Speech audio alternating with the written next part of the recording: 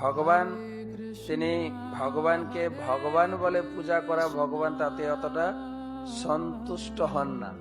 কিসে সন্তুষ্ট হন? রিলেশন তৈরি করতে হবে। জগন্নাথের সামনে গিয়ে তুমি মোর সখা, তুমি মোর পুত্র, আছে না চৈতন্য চরিতামৃতে, যে কেউ যদি আমাকে ভগবান বলে পূজা করে তাতে আমি সন্তুষ্ট হই না। মাতা মরে পুত্র ভাবে করেন বন্ধন। মা যখন আমাকে পুত্র ভাবে বেঁধে রাখেন, অতিহীন জ্ঞানে করে লালন পালন, মনে করে তুমি অবুঝ, তাই তোমাকে লালন পালন করার দায়িত্ব আমার। পরম পূজ্য মহারাজ তার গ্রন্থেতে এই রিলেশন গুলো বর্ণনা করেছেন, কাহিনী দিয়ে বর্ণনা করেছেন। ভগবানের সঙ্গে 4 ভাবে রিলেশন তৈরি করা যায়।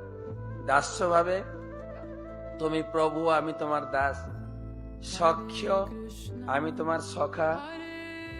এবং বাৎসল্য, আমি তোমার পিতামাতা। আর এটা হচ্ছে মধুর।